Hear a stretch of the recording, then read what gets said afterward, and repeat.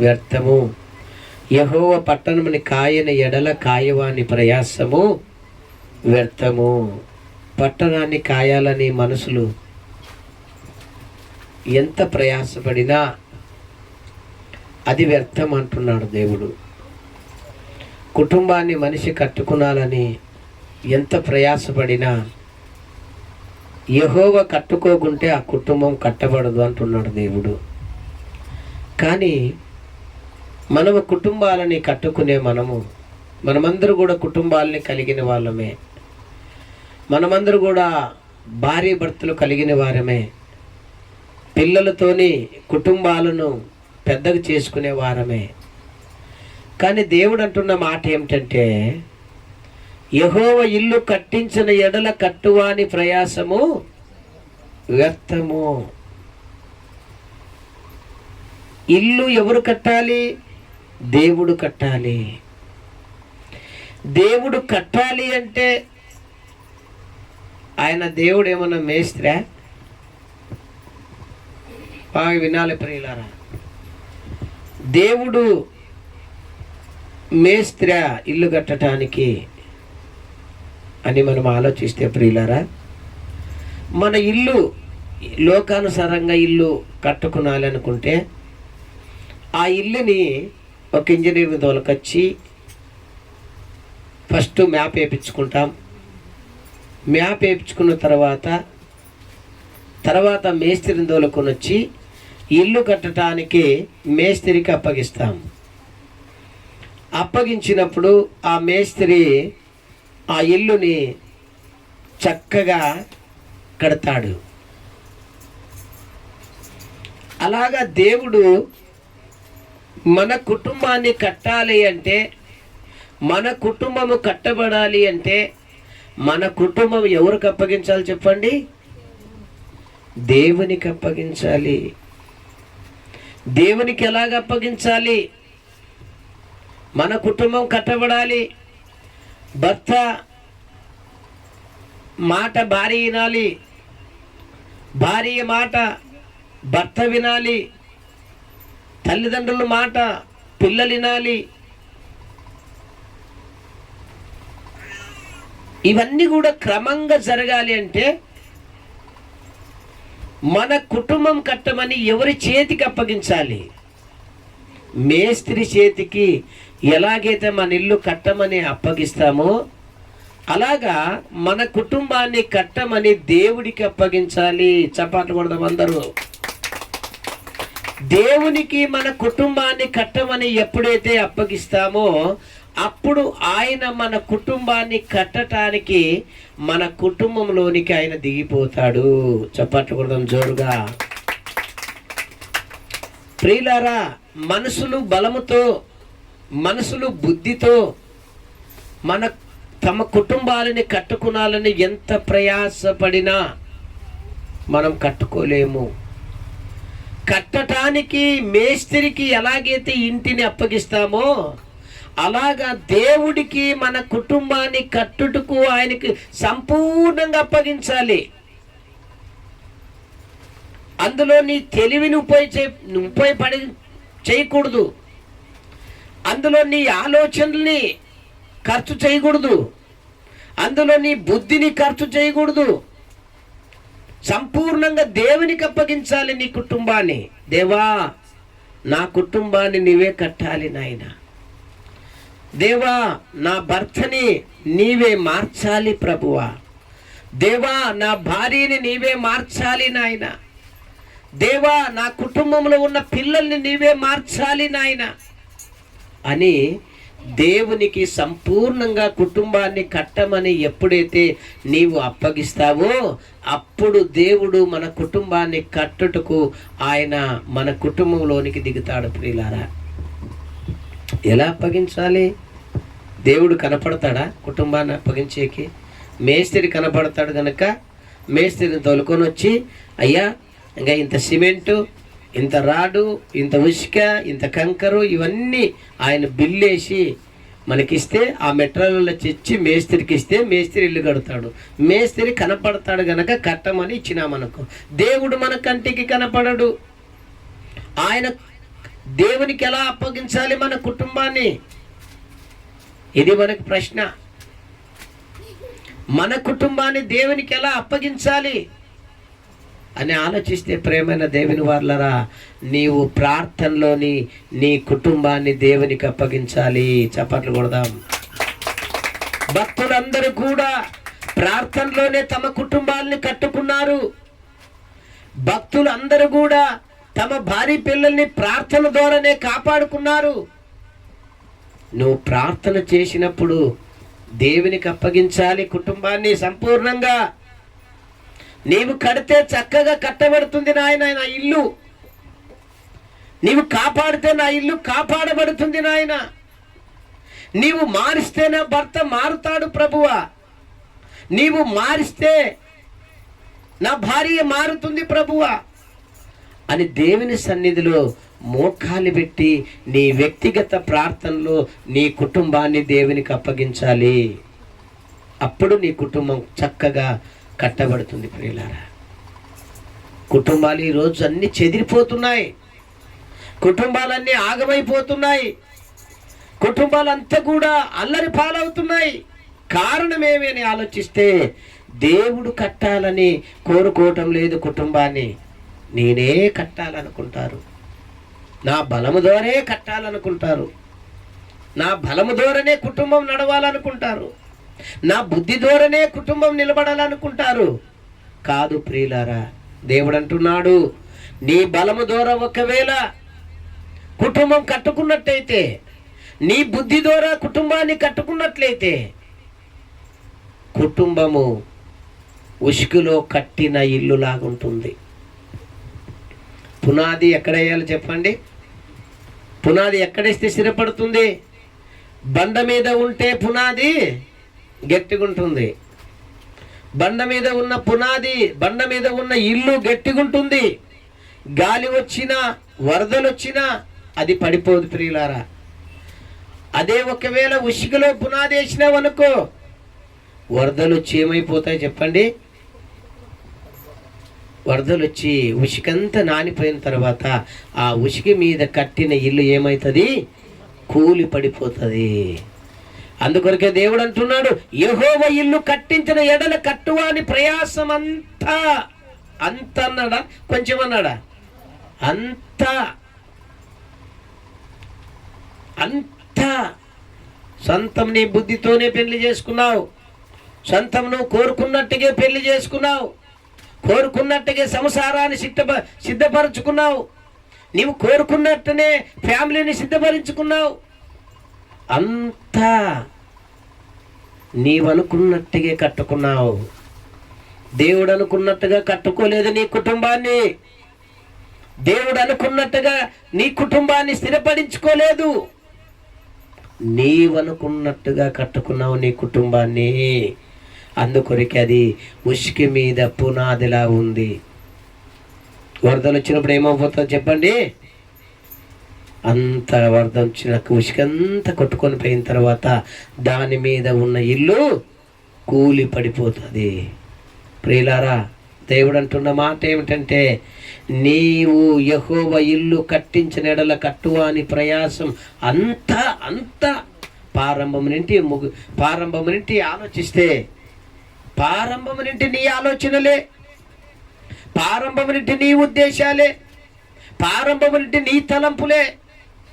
దేవుని తలంపు ఎక్కడ వచ్చింది నడమా? ఎక్కడైనా వచ్చిందా? ఎక్కడ రాలేదు.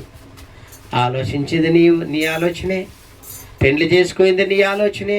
సంసారం ఏర్పడించుకోయింది నీ ఆలోచనే. కాపురం పెట్టింది నీ ఆలోచనే. కుటుంబాన్ని కట్టుకునింది నీ ఆలోచనే. అంత నీ ఆలోచనే. ఎక్కడ కూడా దేవుడు రాలేదు. అందుకొరకే ఉసుకి మీద కట్టిన ఇల్లులా అది స్థిరము లేదు ప్రియులారా. దేవుడు అంటున్నాడు, ఆయన చేతికి అప్పగించాలి కుటుంబాన్ని. మన కుటుంబాలను ఆయనకు అప్పగించాలి. ప్రతి నిత్యము ప్రార్థనలో నీ కుటుంబాన్ని దేవుని చేతికి అప్పగించాలి. ఒకరోజు చేస్తే సరిపోదు, 2 రోజులు చేస్తే సరిపోదు. నీ జీవితం అంతా కూడా. రోజు అన్నం తింటావా? ప్రతిరోజు మనం అన్నం తింటాము, 3 పూట్లు తింటాం. 3 పూట్లు మనం రోజు అన్నం ఎలాగైతే మనం బ్రతికున్నంత వరకు తినాలా లేదమ్మా చెప్పండి? మనం ఎన్నాళ్ళు భూమి మీద బ్రతుకుతామో అన్నాళ్ళు ప్రతిరోజు 3 పూట్లు ఖచ్చితంగా తినాలి. తినకోకుంటే ఏమవుతాము? నీరసమయ్యి, బక్కగయ్యి, ఎముకలు తేలి ఏమవుతాము? చచ్చిపోతాం.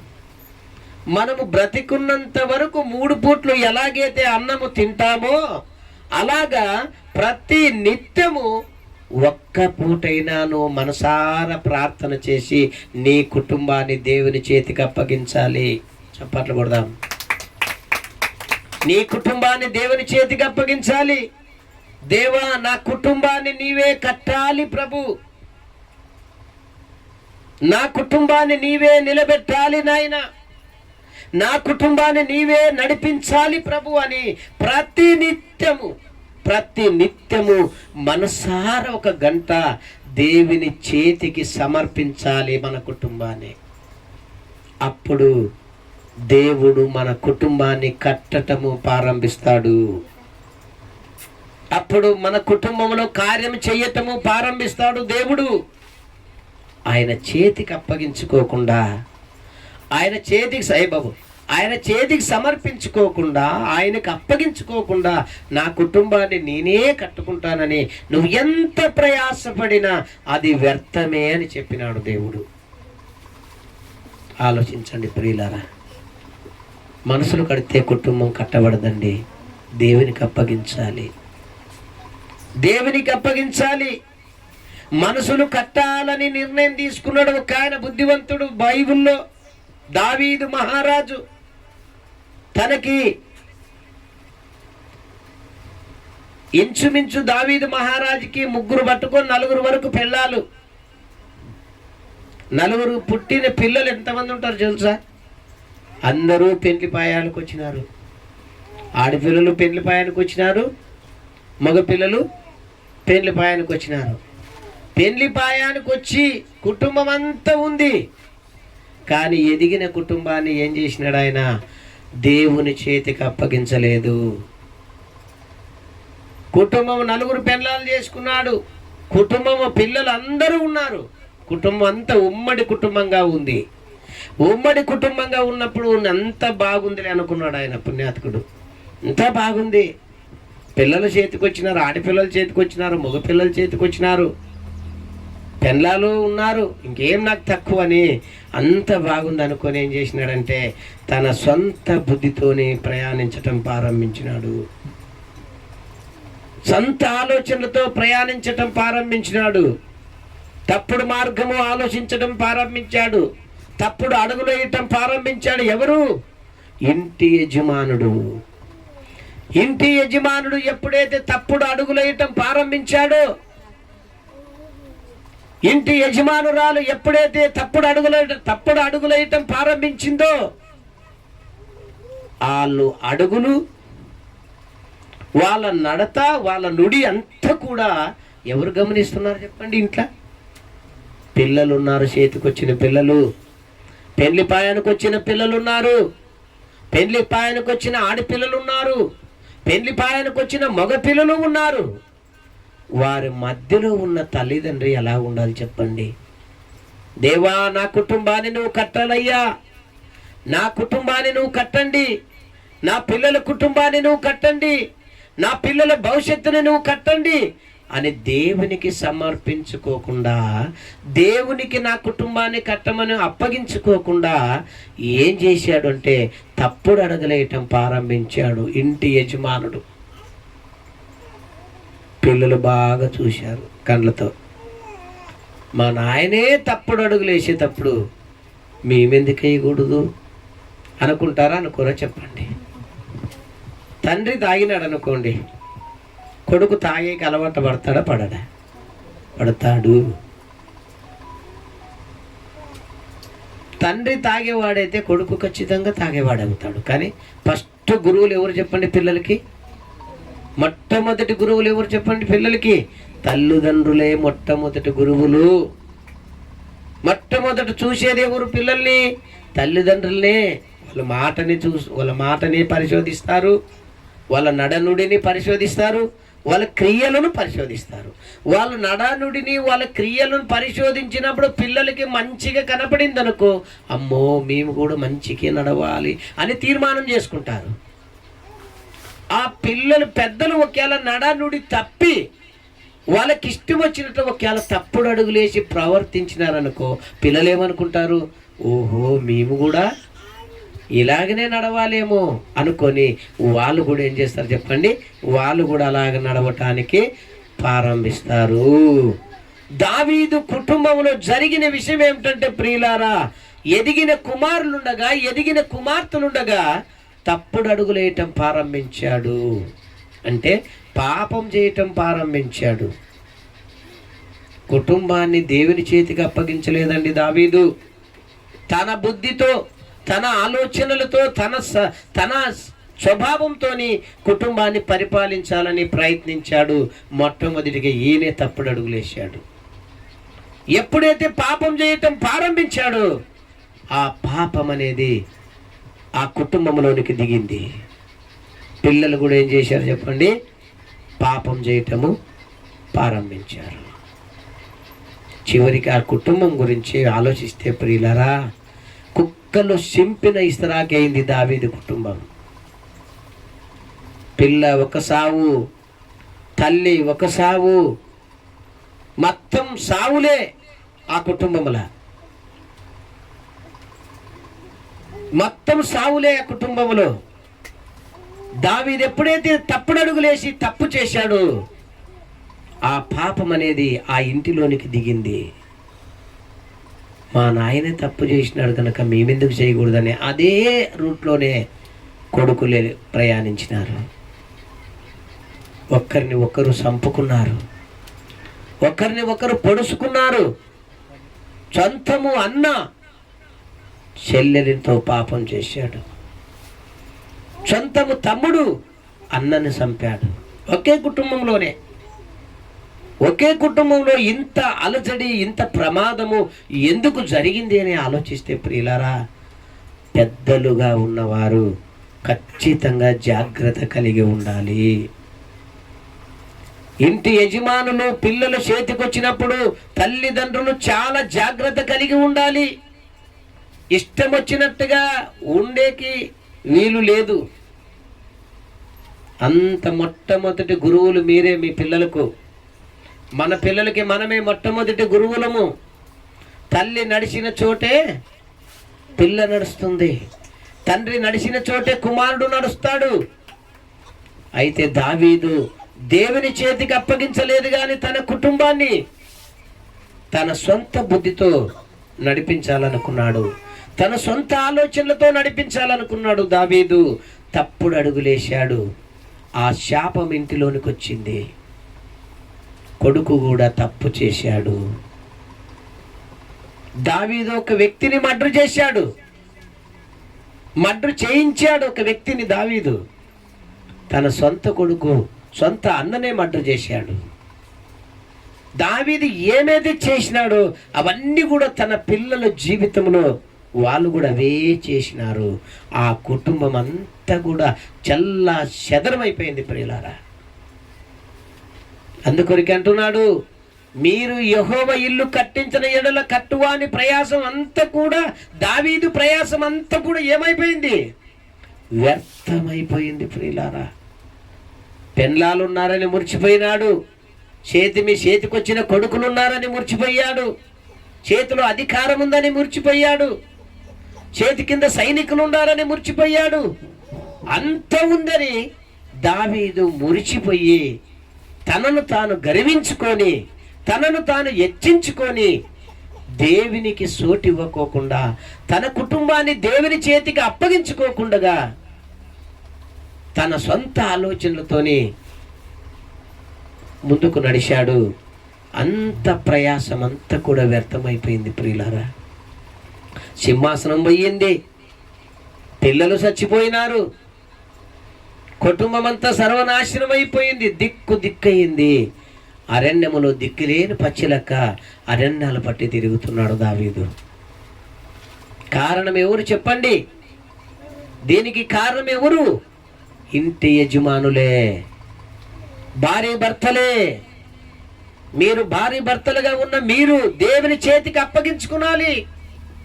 అయ్యా మా కుటుంబాన్ని కట్టు, నువ్వు కడితే చక్కగా కట్టబడుతుంది మా కుటుంబము. మా కుటుంబాన్ని నువ్వు నడిపించు నాయన. నీవు నడిపిస్తే మా కుటుంబం చక్కగా నడుస్తుంది. మా కుటుంబాన్ని నిలబెట్టు ప్రభువా, నీవు నిలబెడితే మా కుటుంబం నిలబడుతుంది అని దేవుని సన్నిధికి కుటుంబాన్ని అప్పగించాలి ప్రియులారా. ఎందుకు కుటుంబాలు ఈ రోజుల్లో చెదిరిపోతున్నాయో చెప్పండి? అన్నిటి గురించి ప్రార్థన చేస్తాం, అన్నిటి గురించి ప్రార్థన చేస్తాం. పిల్లల గురించి ప్రార్థన చేస్తాం, డబ్బు గురించి ప్రార్థన చేస్తాం, రోగాల గురించి ప్రార్థన చేస్తాం, పెళ్లి కావాలని ప్రార్థన చేస్తాం, ఏమండి ఒక జాగ కావాలని ప్రార్థన చేస్తాం, ఒక ఇల్లు కట్టించుకోవాలని ప్రార్థన చేస్తాం. కానీ కుటుంబం గురించి ప్రార్థన చేస్తామా? కుటుంబాన్ని దేవుని చేతికి సమర్పించి ప్రార్థన చేస్తామా చెప్పండి? అది మాత్రం చెయ్యము. ఆ కుటుంబాన్ని మాత్రం దేవుని చేతికి అప్పగించము. దేవుని చేతికి అప్పగించాలి ప్రియులారా. దేవుని చేతికి అప్పగించుకోకుండా, దేవుని చేతికి అప్పగించుకోకుండా దావీదు కుటుంబం చెట్లా చెదరమైపోయింది. అందరూ చచ్చిపోయారు. దావీదు కుటుంబంలో అందరూ చెదిరిపోయారు ప్రియులారా. అయితే మరొక కుటుంబం ఉంది, నోహా కుటుంబము. 3 కోడళ్ళు, 3 కొడుకులు, భార్య భర్తలు, 8 మంది సంపూర్ణంగా దేవుని చేతికి అప్పగించుకుంది ఆ కుటుంబం. నోహా, అయ్యా నా కుటుంబాన్ని నీవే కట్టాలి ప్రభువా, నా కుటుంబాన్ని నీవే నడిపించాలి ప్రభు, నా కుటుంబాన్ని నీవే నిలబెట్టాలి ప్రభు అని నోహా ప్రతి నిత్యము దేవుని సన్నిధిలో తన కుటుంబాన్ని అప్పగించి ప్రార్థన చేసేవాడు. తన కుటుంబం గురించి ప్రతినిత్యము ప్రార్థన చేసేవాడు. ఆ కుటుంబము దేవుని చేత చక్కగా కట్టబడింది. చప్పట్లు కొడదాం అందరూ, హల్లెలూయా. ఈరోజు కుటుంబాల గురించి ఎవరు చేస్తున్నారు చెప్పండి ప్రార్థన? నా భర్త మారటం లేదని ఒక భార్య బాధపడుతుంది, నా భార్య మారటం లేదని ఒక భర్త బాధపడుతున్నాడు, నా పిల్లలు మారటం లేదని తల్లిదండ్రి బాధపడుతున్నారు. బాధపడుతున్నారే తప్ప దేవుని చేతికి అప్పగించటం లేదు. దేవుని చేతికి అప్పగించటం లేదు ప్రియులారా. నీవు కట్టు నాయన నా కుటుంబాన్ని అని ప్రార్థన చేయటం లేదు. ఆయన కట్టమని అడగండి. ఆయన కడితే ఆ కుటుంబం ఎట్లుంటుందో మీరు ఆయన రుచి చూస్తారు. అన్నిటి గురించి ప్రార్థన చేస్తారు, అన్నిటి గురించి. బట్టలు లేకుంటే ప్రార్థన చేస్తావు, బియ్యం లేకుంటే ప్రార్థన చేస్తావు, వ్యాపారం కాకుంటే ప్రార్థన చేస్తావు, మంచి నూనె లేకుంటే ప్రార్థన చేస్తావు, అన్నిటి గురించి ప్రార్థన చేస్తావు. ఒక మంచి ప్లాట్ కావాలి, మంచి ఇల్లు కావాలి, మంచి వ్యాపారం కావాలి, మంచి గాడి కావాలి, ఏమేమో అన్నిటి గురించి ప్రార్థన చేస్తావు. కానీ నా కుటుంబము నువ్వు కట్టాలి ప్రభువా, నా కుటుంబాన్ని నీవు నిలబెట్టాలి ప్రభువా, నా కుటుంబాన్ని నీవు నడిపించాలి ప్రభువా అని దేవుని చేతికి కుటుంబాన్ని మాత్రము అప్పగించము. అది మాత్రం అప్పగించము, అన్ని చేస్తాం ప్రార్థనలు. అందుకొరికి ప్రియులారా, నోహా తన కుటుంబాన్ని దేవుని చేతికి అప్పగించాడు. అయ్యా కుటుంబాన్ని కట్టు నాయనా, నా కుటుంబాన్ని నిలబెట్టు ప్రభువా, నా కుటుంబాన్ని నడిపించు ప్రభువా అని ప్రార్థన చేస్తే నోహా కుటుంబం చక్కగా కట్టబడింది. అది ఎక్కడ మనకు తెలుస్తుందంటే ప్రియులారా, నోహాతోనే దేవుడు మాట్లాడినాడు. నోహా నువ్వు ఓడగట్టుకో, ఓడగట్టు నీవు అని దేవుడు నోహాతో మాట్లాడితే నోహా ఓడగడుతున్నాడు.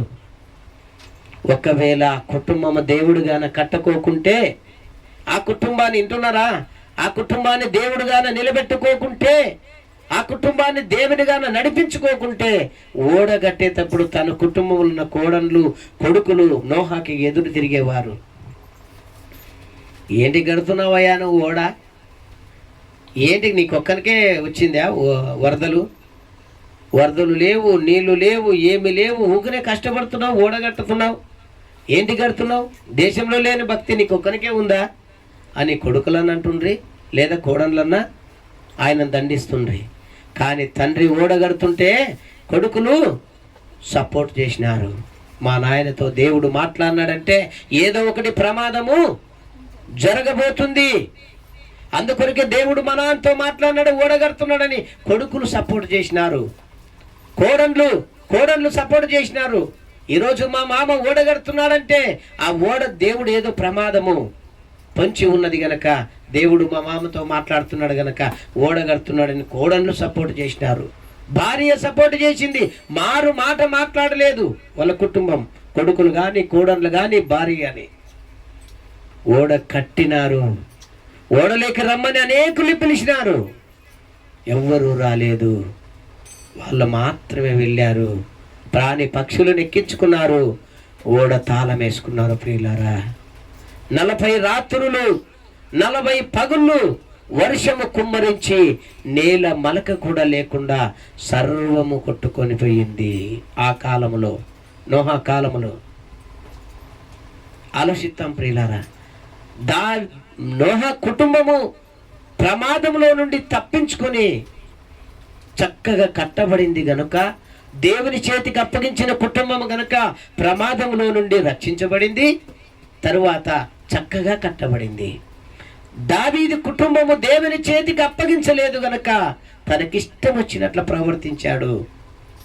ఆ కుటుంబంలో మరణాలు జరిగినాయి, ఆ కుటుంబంలో పాపాలు జరిగినాయి, చెదిరిపోయింది ఆ కుటుంబం, దావీదు కుటుంబం. ఈరోజు మన కుటుంబాలు కట్టబడాలంటే నీ కుటుంబము నా కుటుంబము మనందరి కుటుంబాలు కట్టబడాలంటే ఎవరికి అప్పగించాలి చెప్పండి? దేవునికి అప్పగించాలి. భర్త ముఖం చూడకూడదు భార్య, వాడు ఎంత ఎదురోడైనా భర్త ముఖం భార్య చూడకూడదు. ఎవరి ముఖం చూడాలి?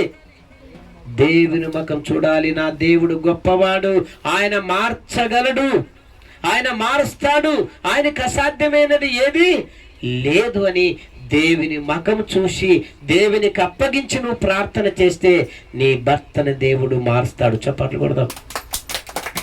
మనసులో ముఖం చూసిన వాడు ఆశాభంగం అవుతాడంట. మనసులు ముఖాన్ని ఎవరైతే చూస్తారో, మనసులో ముఖాన్ని ఎవరు చూస్తే వారు ఆశాభంగం అవుతారంట. దేవుని ముఖం చూసిన వాడు వర్ధిల్లుతాడని రాయబడి. చప్పట్లు కొడదాం. నీ భార్య మాట లేదనుకో, నీ భార్యని దేవుని చేతికి అప్పగించి ప్రార్థన చెయ్యి. దేవుని ముఖం చూడు, నీ భార్య ముఖం చూడొద్దు. దేవుని ముఖం చూసి ప్రార్థన చెయ్యి, దేవుడు నీ భార్యని మారుస్తాడు.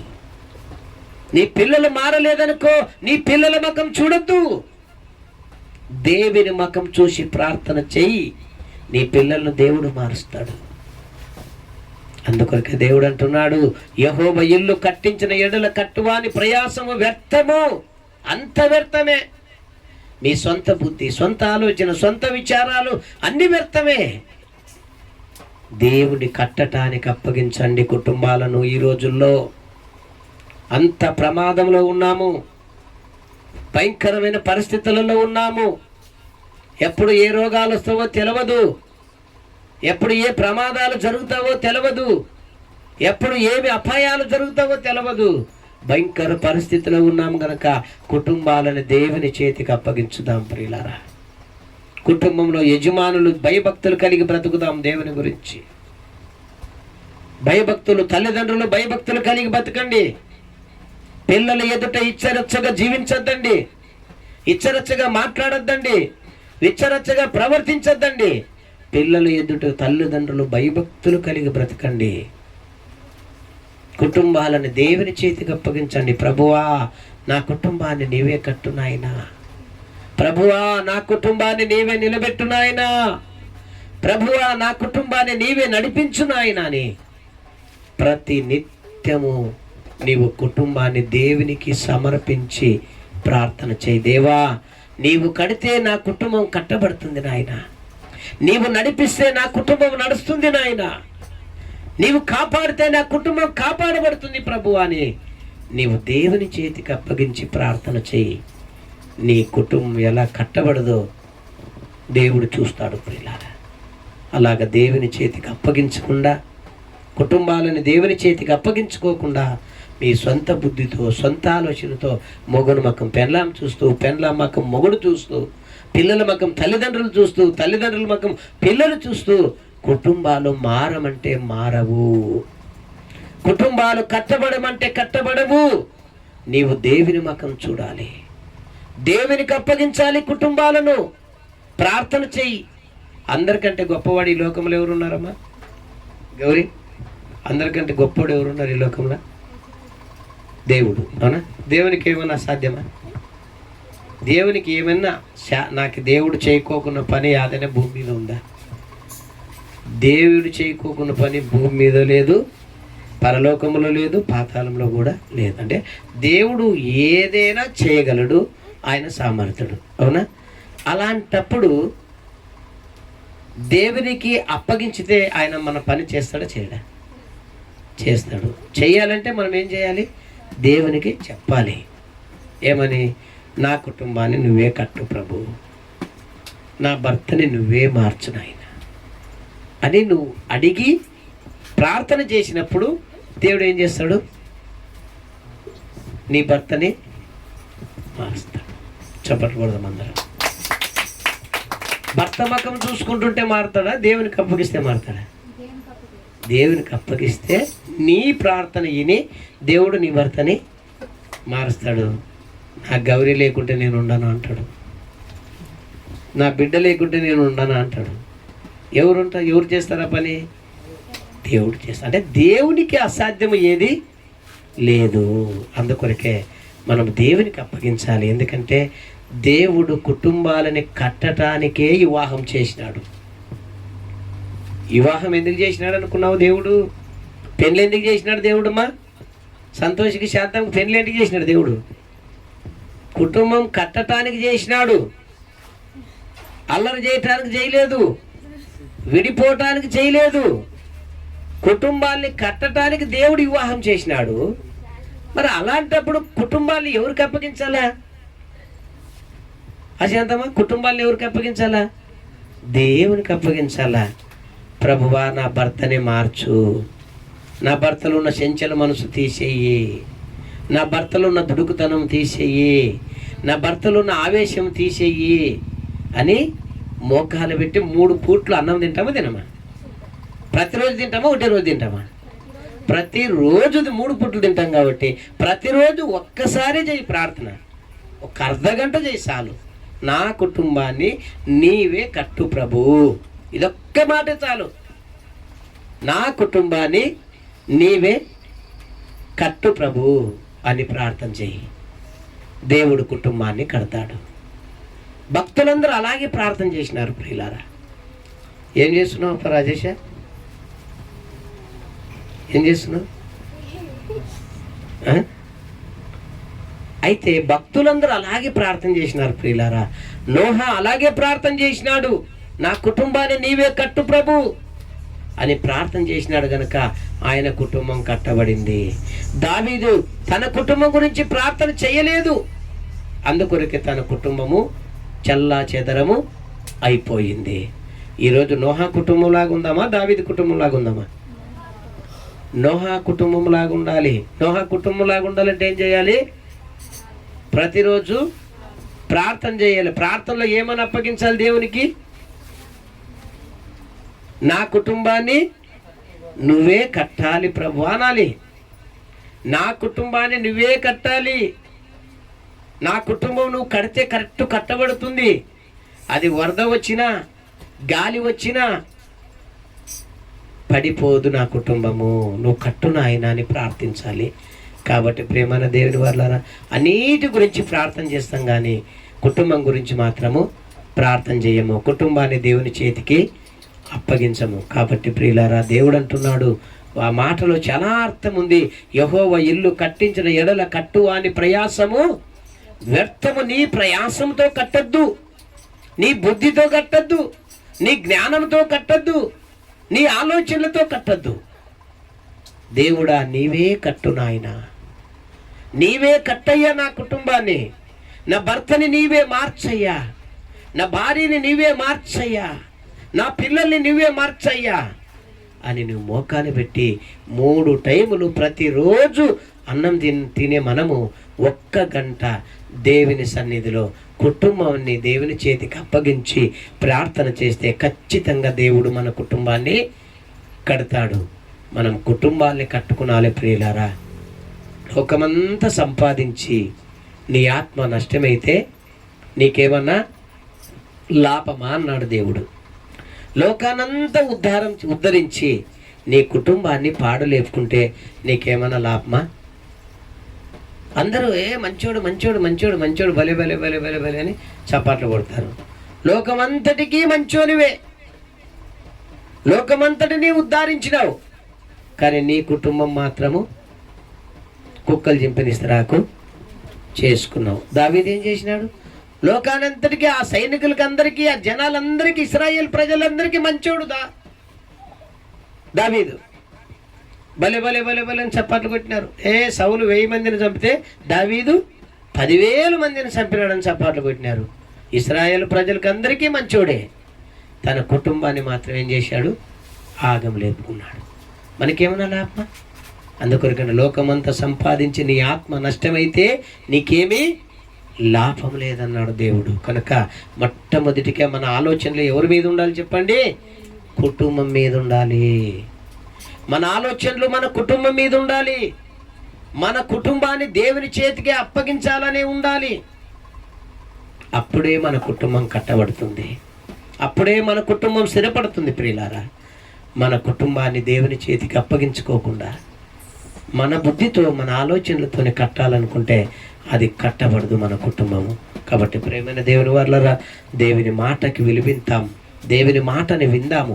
ఆయన అన్నది ఒకే మాటే, యెహోవా ఇల్లు కట్టించిన ఎడల కట్టువాని ప్రయాసము వ్యర్థమంటే నాకు అప్పగించండి అన్నాడు. నాకు అప్పగించండి. మీరు కట్టాలనుకుంటే వ్యర్థమురా, మీ ఆలోచనలన్నీ వ్యర్థమే. నాకు అప్పగించండి. నువ్వు కట్టయ్యా నాకు అడగండి, నాకు చెప్పండి, నేను మీ కుటుంబాలను కడతా అన్నాడు దేవుడు. అందుకొరకే భక్తులు 2 మీ ముందు పెట్టాను. ఒకటి దావీదు కుటుంబాన్ని మీ ముందు పెట్టాను, ఒక నోహా కుటుంబాన్ని మీ ముందు పెట్టాను. దావీదు కుటుంబము దేవుని చేతికి అప్పగించగా కుటుంబాన్ని పాడు చేసుకున్నాడు. నోహా దేవుని చేతికి అప్పగించి తన కుటుంబాన్ని దేవుని యందు భయభక్తులు కలిగి తన కుటుంబాన్ని కాపాడుకున్నాడు, ప్రమాదంలో నుండి కూడా రక్షించుకున్నాడు.